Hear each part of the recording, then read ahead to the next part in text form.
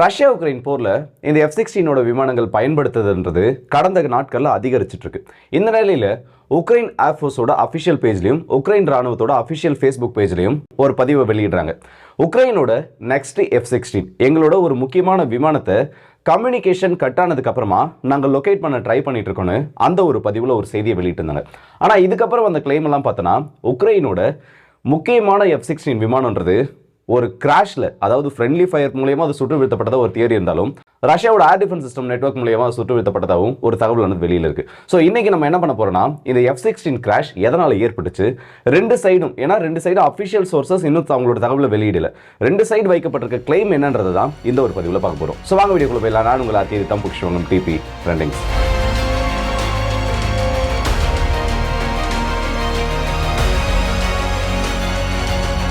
F-16 Ukraine போர்ல ரஷ்யாவுக்கு எதிராக அமெரிக்காவால் கொடுக்கப்பட்டதுல ஒரு மிகப்பெரிய ஆயுதம், இல்லைனா ஒரு சூப்பர் மூணு சொல்லிட்டு இந்த F-16 சொல்லலாம். ஆனா இந்த F-16 பத்தி நம்ம சொல்றதுக்கு 1000 விஷயங்கள் இருந்தாலும், ஏன்னா இந்த உலகத்திலேயே வந்து அதிகமா விற்பனைப்பட்ட விமானங்கள்ல இது ஒண்ணு, அதிக போர்ல பயன்படுத்தப்பட்ட விமானங்கள்லயும் ஒண்ணு.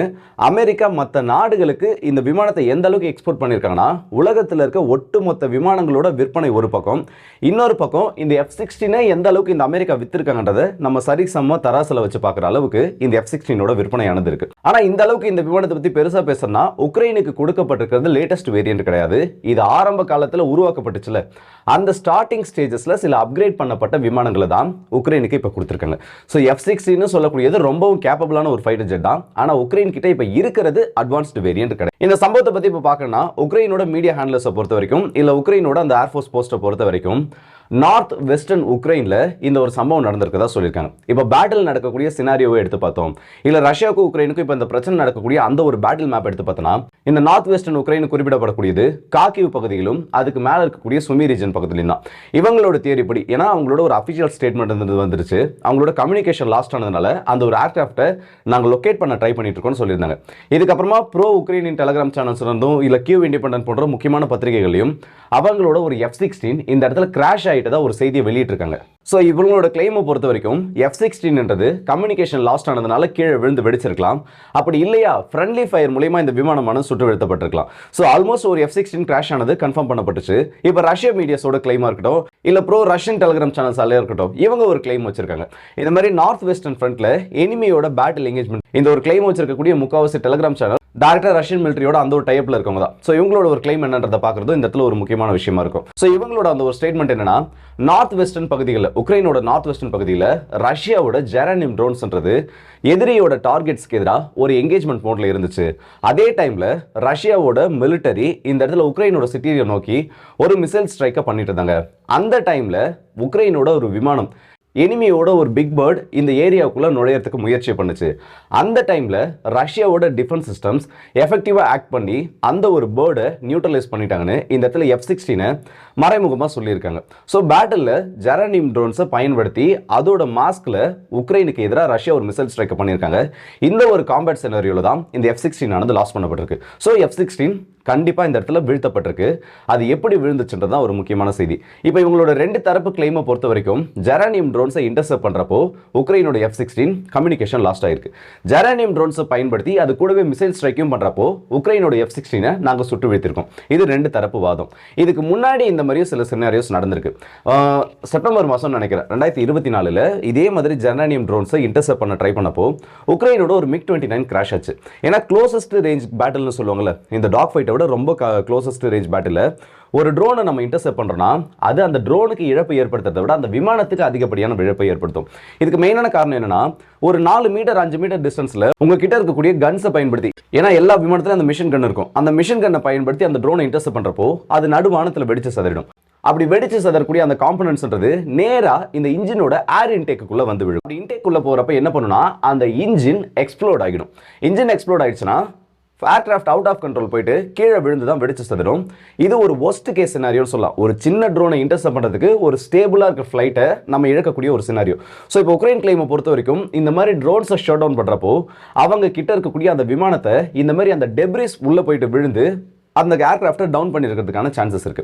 ஆனால் இவங்களோட அந்த ஸ்டேட்மெண்ட்ல அந்த ஒரு வார்த்தையை அண்டர்லைன் பண்ணோம், இல்லை எங்களோட கம்யூனிகேஷன் லாஸ்ட் ஆயிடுச்சுன்னு அண்டர்லைன் பண்ணுறோம்னா, இந்த பைலட்டுக்கு அதுக்கு ரியாக்ட் பண்ணுறதுக்கு நிறைய டைம் இருக்கும். இப்போ ஒரு டெப்ரி போயிட்டு ஒரு இன்ஜினில் வந்து ஒரு கிராஷ் ஏற்படுது, ஒரு எக்ஸ்ப்ளோட் ஆகுதுன்னா அவங்களோட கம்யூனிகேஷன்ஸ்ன்றது அந்த டைம்ல கட் ஆகுது. ஏன்னா final stages of engine shut down சொல்லுவாங்க. கடைசியா அந்த இன்ஜினால ப்ரொடியூஸ் பண்ணக்கூடிய பவரை வச்சு இந்த எமர்ஜென்சி மெசேஜையும் அந்த கம்யூனிகேஷன்ஸையும் உங்களால அந்த ஏர் டிராஃபிக் கண்ட்ரோல் ரூம் கூட இல்ல அவங்களோட கிரவுண்ட் கம்யூனிகேஷன் ரூம் கூட அவங்களால கம்யூனிகேட் பண்ண முடியும். ஸோ இந்த இடத்துல இந்த ஒரு கிளைம் நம்மளால கண்டிப்பா ரிஜெக்ட் பண்ண முடியும். ட்ரோனை டவுன் பண்றப்போ அந்த ட்ரோனோட டெப்ரிஸ் போயிட்டு அந்த விமானத்தை கீழே டவுன் பண்ணல. ஸோ ரஷ்யாவோட ஸ்டேட்மெண்ட்டை பார்த்தோன்னா எங்களோட ஏர் டிஃபென்ஸ் சிஸ்டம் அந்த இடத்துல இன்டர்செப்ட் பண்ணிருச்சுன்னு சொல்லியிருக்காங்க. இந்த பாசிபிள் சினாரியோ இப்போ இந்த ஷோடவுன் நடந்திருக்கதா சொல்லியிருக்காங்கல்ல சுமியோட நார்த் வெஸ்டர்ன் சைடில், இதுக்கும் ரஷ்யாவோட ஃப்ரண்ட் லைனுக்கு இருக்கக்கூடிய தூரம்ன்றது ஆல்மோஸ்ட் ஒரு 280 கிலோமீட்டருக்கும் அதிகம். ஸோ பாசிபிளா S-400 பயன்படுத்தப்பட்டிருந்தா மட்டும்தான் இந்த இடத்துல இந்த ஒரு டவுனிங் இந்த ஏர்கிராஃப்டை சுட்டு தள்ளுற முயற்சியை ரஷ்யாவால் பண்ணியிருக்க முடியும். ஆனால் ஃப்ரண்ட் லைனை ஒட்டி எந்த ஒரு S-400 மூவ்மெண்ட்ஸும் சமீபத்தில் கடந்த ஒரு 3 வாரமா எந்த இடத்துலையும் நம்ம தேடி பார்த்த வரைக்கும் கிடைக்கல.